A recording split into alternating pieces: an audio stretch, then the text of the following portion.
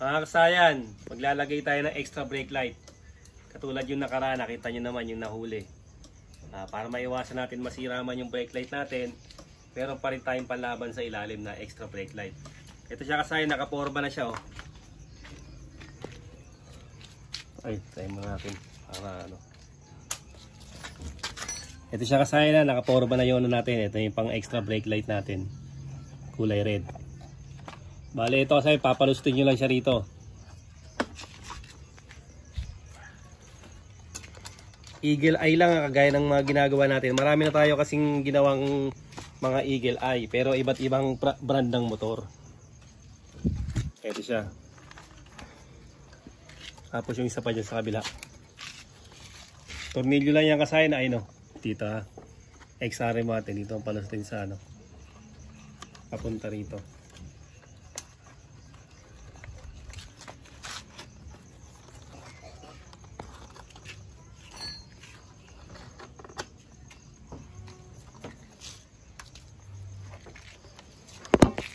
Abot na yan dito. Tama-tama na yan dito. Abot na siya. Kaya kailangan natin itong habaan. Hahabaan natin ating ano natin. Ating extra park light, signal light. Habaan natin yan. Alisin muna natin. Para makuha natin yung tamang ano niya. Tamang sukat sa wire. Dito siya. Ito nakapasok to rito sa loob. Hawakan muna itong ano.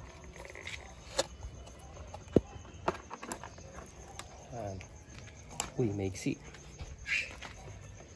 Medyo may hirapan tayo konti ah.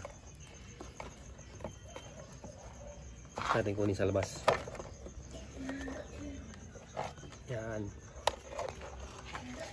Ito kasi pagsasamayan nyo lang yung dalawang pula saka dalawang itim ng eagle eye natin.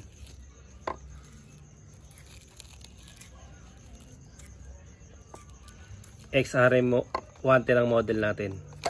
Meron na rin tayo dito sa Motorstar, sa Euro, MP100. Pinaglalagyan natin Yamaha YTX. Ito siya Tapos ito kasayan, dito tayo kukuha. Pwede rito Sabi ko sa inyo, pwede sa ganito. Kaya replacement, mas manipis yung wire. Kaya dito tayo kukuha sa ano, sa original lang na wire. Ito siya, hanapin nyo rito yung solid green. Solid green at saka yung green na may lining na yellow. Ito siya. Solid green at green na may lining na yellow.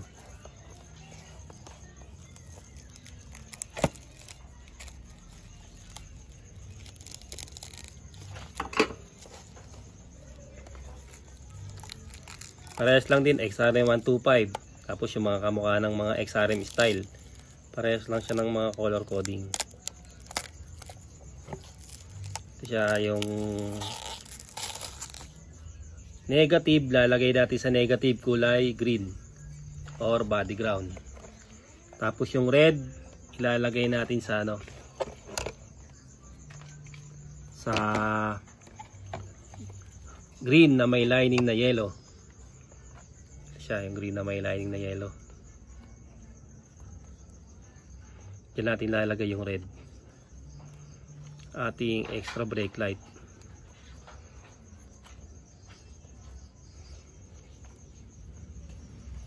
Para sa ating iwas multa. Yan, tapos testing na agad natin.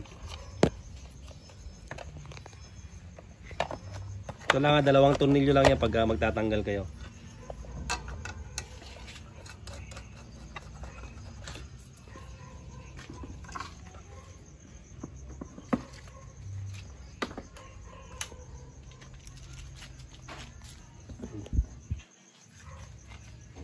Yan, tapos nawala yung park light natin.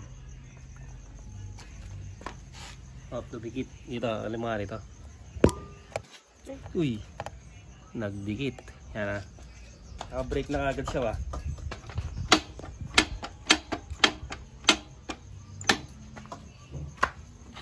Kumaulit ba? May nagdikit. Dito, tutok mo rito.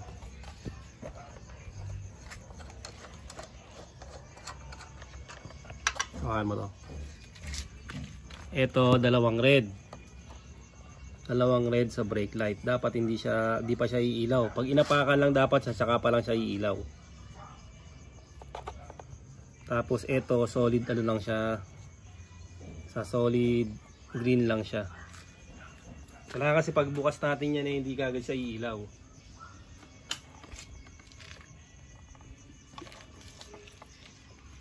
Naka-brake agad ah.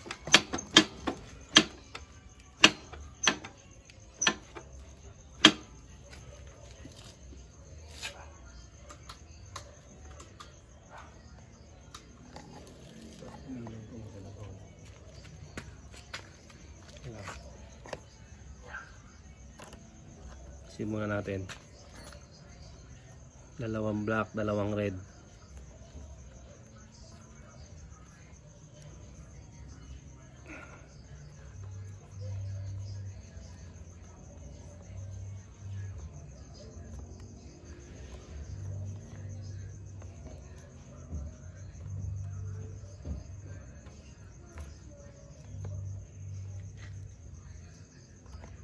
Nahugot yata eh. Oh.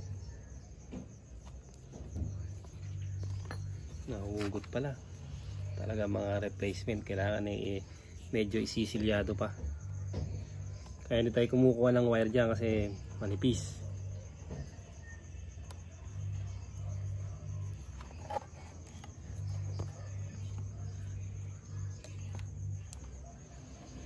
Uy, minit umusok. Nadikit. Siya.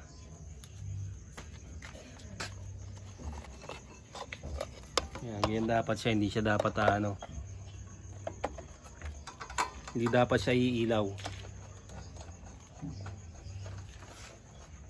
Iilaw pa lang siya pagka inapakan mo na siya. Saka pa lang siya dapat gagana yung niya, yung brake niya. Kasi yun ang ginagawa natin, extra brake light eh. Ayan siya. Para iwas na tayo nito, iwas multa na tayo. Atras mo konti para kita nila yung dalawang brake light. Yung dito, yung dati, tsaka yung bago. Ayan siya. Ganun lang kasayang yung paglalagay ng ng extra brake light. Hanapin nyo lang yung hanapin nyo lang yung green na may lining na yellow, lagay nyo yung red. Tapos yung solid green, lagay nyo doon yung black. Kahit anong motor lang to kasaya na nagkakaiba lang sila sa kulay. Para iwas multa yung iwas multa yung inyong kahit masira to, iwas multa kayo sa LTO. 5,010 ngayon, dati 5,078. Hanggang dito na lang mga kasayan. Salamat sa panonood.